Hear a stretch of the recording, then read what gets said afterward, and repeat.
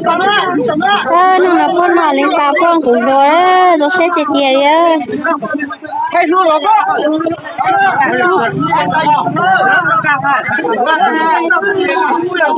Nó giấy tờ. Nó giấy tờ đó.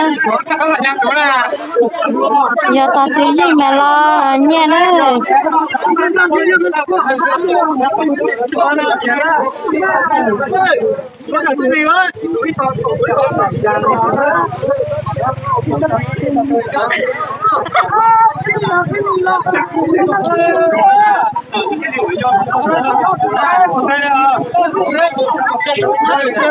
Là gì thế cha đó?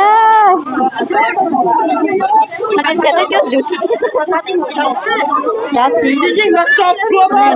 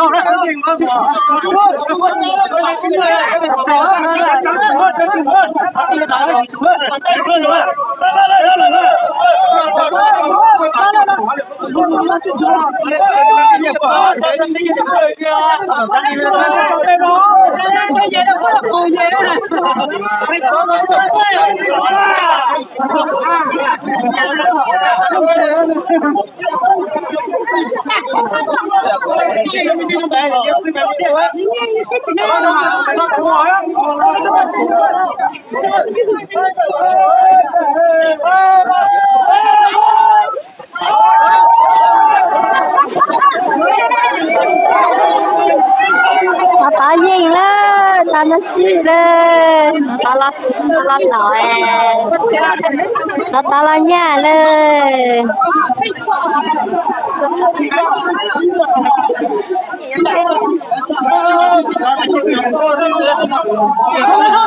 Chắc bóc rồi đấy. Tao dinh tao đã lùn, tôi tao nó à. Tao xíu đó mà tôi tao đấy.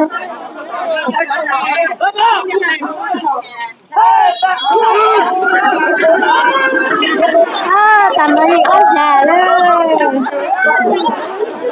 Tao nói gì ớt già lên.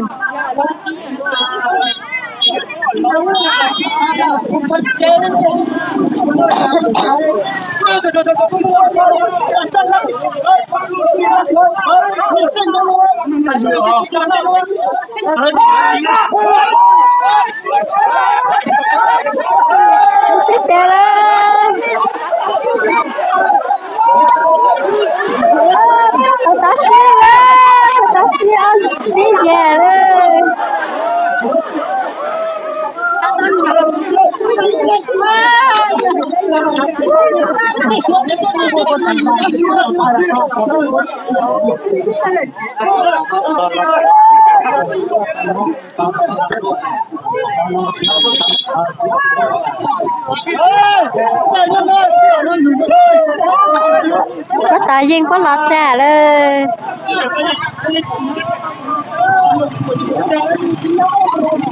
Tao xe nó có nặng lên.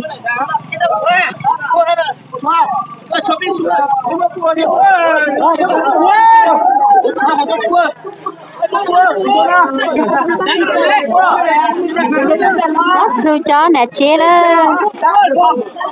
Chó nè chết lắm một vô lên.